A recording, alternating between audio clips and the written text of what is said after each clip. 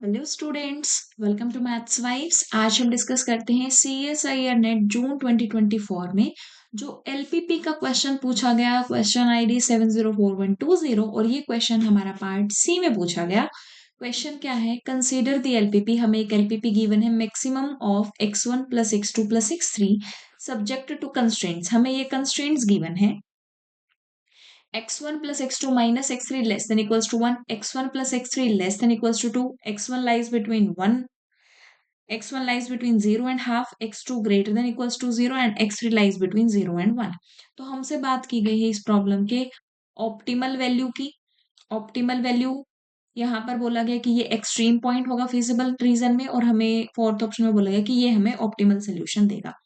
तो अब देखिए कि यहाँ पर हमारे कितने वेरिएबल्स हैं? 3 वेरिएबल्स। 3 वेरिएबल्स हैं, तो आप ग्राफिकल तो इसमें अप्लाई नहीं कर सकते। ग्राफिकल अप्रोच तो हमारे लिए नहीं है। अब आप क्या सोच सकते हैं? यहाँ पर सिंप्लेक्स मेथड सोच सकते हैं, बट वो बहुत ज्यादा टाइम टेकिंग प्रोसेस है, तो हम ये भी अप्लाई नहीं करेंगे। तो हम अनदर अप्रोच देखते हैं कि किस तरीके से इसको सॉल्व किया जा सकता है। हम क्या करें? हमें देखो, सबसे पहले नीड क्या है? हमें नीड है x1 plus x2 plus x3 की। तो आपको जो भी कंस्ट्रेंट गिवन है, इनसे हमें ये ट्राई करना होगा किस तरीके से हम हमारा ऑब्जेक्टिव फंक्शन बना सकते हैं। तो यहाँ देखिए, यहाँ पर क्या है? x1 plus x2 minus x3, और यहाँ पर ओनली x3 है। अगर मैं इसको 2 से मल्टीप्लाई कर दूं, ये हमारा 1 से ही मल्टीप्लाई, और दोनों को ऐड कर दूं, तो क्या आएगा? x1 plus x2 minus x3 plus 2x3 less than equals to 1 plus 2, 1 plus 2. So x1 plus x2 plus x3 is less than equals to 3, और ये हमारा 0 से ग्रेटर है। तो हमें यहाँ से क्या पता चल रहा है कि इसकी मैक्सिमम वैल्यू क्या अटेन करेगा? 3 अटेन करेगा, ना कि 3/2। तो यहाँ से जो ऑप्टिमल वैल्यू है वो तो हमारी हो जाती है 3। फर्स्ट ऑप्शन करेक्ट हो गया। 3/2 नहीं होगी तो सेकंड हमारा इनकरेक्ट हो गया। अब हमें चेक करना है कि इन दोनों में से कौन सा, थर्ड ऑप्शन में कहता है कि ये 0 2 1 है, ये हमारा एक्सट्रीम पॉइंट है फिजिबल रीजन का, और ये हमारा ऑप्टिमल सोल्यूशन बनेगा। तो सबसे पहले तो हम ये चेक करें कि ये दो दोनों, जो हमें ये दोनों पॉइंट्स गिवन है, क्या ये हमारी गिवन जो इनइक्वालिटीज हैं उनको सेटिस्फाई करते हैं। तो सबसे पहले हमने मान लिया 0 2 and 1। इसको देखिए, फर्स्ट वाली 0 plus 2 minus 1 is less than equals to 1, satisfied। 0 plus 1 less than equals to 2, ये भी satisfied।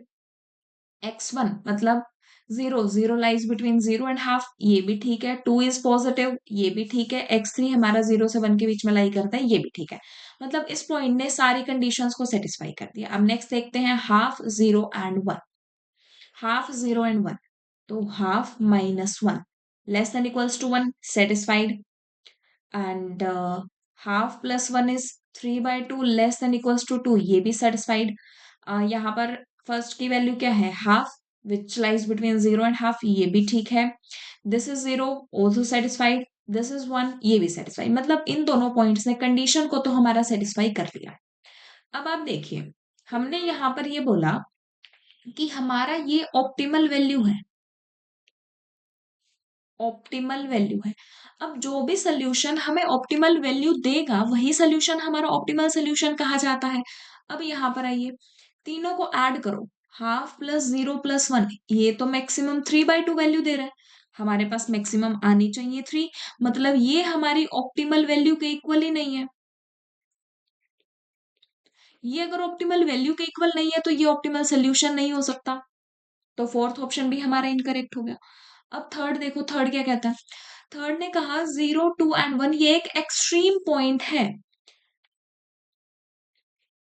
फिजिबल रीजन का, तो इसने सारी कंडीशंस को सेटिस्फाई कर लिया। और इवन जब आप इनको ऐड करते हो, 0 + 2 + 1, ये हमारा 3 है, which is equals to optimal solution. ये हमारा optimal solution, sorry, optimal value के इक्वल है।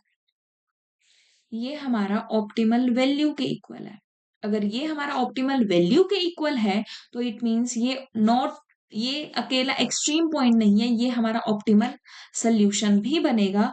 तो इस क्वेश्चन के जो करेक्ट ऑप्शंस हैं वो है आपका फर्स्ट एंड थर्ड। अगर आपको वीडियो पसंद आई हो तो लाइक करें, शेयर करें, और अगर अब तक चैनल को सब्सक्राइब नहीं किया है तो सब्सक्राइब करें। Thank you.